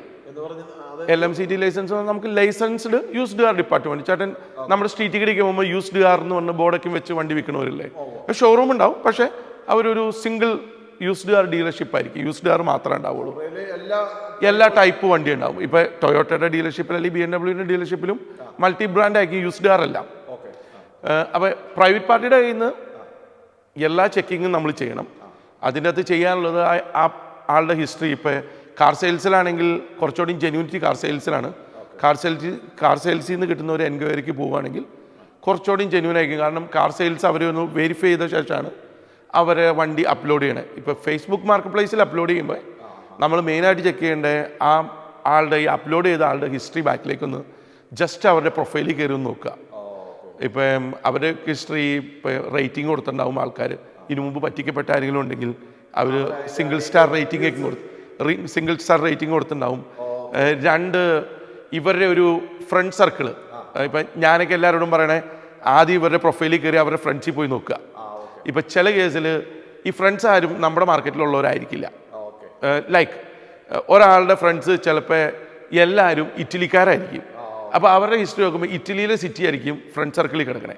അങ്ങനെയാണെങ്കിൽ അത് ജെന്യൂൻ ആവാനുള്ള ചാൻസ് കുറവാണ്. ഇപ്പോൾ അവർ സ്കാം ആയിരിക്കും ചിലപ്പോൾ അത് ഇട്ടിട്ട്, അതായത് അവരുടെ പ്രൊഫൈലിൽ കയറി അവരുടെ ഫ്രണ്ട് സർക്കിളിൽ പോകുമ്പോൾ ഫ്രണ്ട് സർക്കിളെല്ലാം ഇപ്പം അവരിട്ട അഡ്വർടൈസ്മെൻറ്റ് ഇട്ട മാർക്കറ്റിൽ തന്നെയുള്ളതാണെന്ന് നോക്കുക. ഇപ്പം ചേട്ടൻ എൻ്റെ മ്യൂച്വൽ ഫ്രണ്ട് ആണെങ്കിൽ ഇപ്പം ഞാൻ ഇട്ടേക്കുന്ന സ്ഥലം മെൽബോൺ ആയിരിക്കുമല്ലോ ലിവിങ് ഏരിയ, അതൊന്ന് കൺഫേം ചെയ്യാം. അപ്പോൾ നമുക്കൊരു ഇമ്മീഡിയറ്റ് അറ്റൻഷൻ ചെക്ക് ചെയ്യാൻ പറ്റും. അത് ജെന്യൂൻ ആണോ എന്നറിയാം കസ്റ്റമർ, ഈ സെല്ലർ ജെന്യൂൻ ആണോ എന്നറിയാൻ വേണ്ടി. അങ്ങനെയുള്ളതും ഇവിടെ നടക്കുന്നുണ്ട്. അവർ പറയും ഞാൻ സിസ്റ്ററുടെ പേരിൽ വണ്ടി വിൽക്കുന്നതാണ്, ഞാൻ ജിമെയിൽ ID അയച്ചു തരാം എന്നൊക്കെ പറഞ്ഞു വന്ന കേസുകൾ ഒത്തിരി ഉണ്ട്. അപ്പം അതൊന്ന് കൺഫേം ചെയ്യാൻ വേണ്ടി. അതുപോലെ തന്നെ വേറൊരു കാര്യം പറയാനുള്ളത്, ഈ നമ്മൾ സെല്ല് ചെയ്യുമ്പോൾ വണ്ടി എടുത്തുകൊണ്ട് വിട്ടുപോകുന്ന പരിപാടിയുണ്ട്. അതുണ്ട്. അതുകൊണ്ട് ഇപ്പൊ നമ്മൾ ഇപ്പൊ നമ്മൾ ഇത്ര നേരം പറഞ്ഞത് ബൈ ചെയ്യുന്ന കാര്യം. ഈ നമ്മൾ സെല്ല് ചെയ്യുമ്പോൾ ഇവിടെ വലിയൊരു പ്രശ്നമാണ്. നമ്മൾ ഒരാളുടെ കയ്യിൽ താക്കോല് കൊടുത്താൽ എന്നാൽ ഓടിച്ചോളാൻ പറഞ്ഞോണ്ട് അങ്ങ് കൊടുത്തു കഴിഞ്ഞിട്ട് ഇവൻ വണ്ടിയായിട്ട് ഒറ്റ വിടിയില്ല. ഫസ്റ്റ് തന്നെ അതിനകത്ത് പ്രിഫറൻസ് അവൻ്റെ ലൈസൻസ് നമ്പർ എടുക്കുക.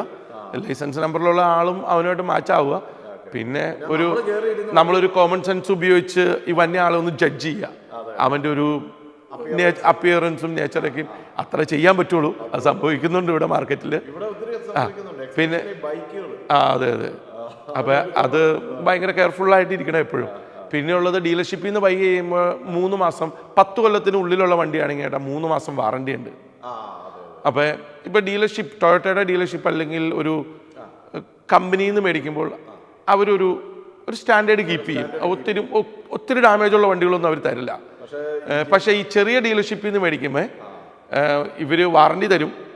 ബട്ട് ഇൻ സ്റ്റിൽ നമ്മൾ റിക്വസ്റ്റ് ചെയ്യണേ ഇമ്മീഡിയറ്റ് ഇൻസ്പെക്ഷൻ ചെയ്യണമെന്ന് പറയും. കാരണം അതും എങ്ങനെയാണെന്ന് പറയാൻ പറ്റില്ല. ഈ പ്രൈവറ്റ് ബൈ പോലെ തന്നെ അതിനും റിസ്ക് ഉണ്ട്.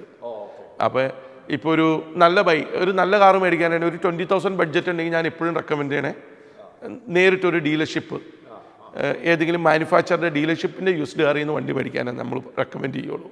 മേ ബി ഒരു $1,000 മോറായിരിക്കും, പക്ഷേ നമുക്ക് സേഫായിട്ട് വണ്ടി മേടിക്കാം.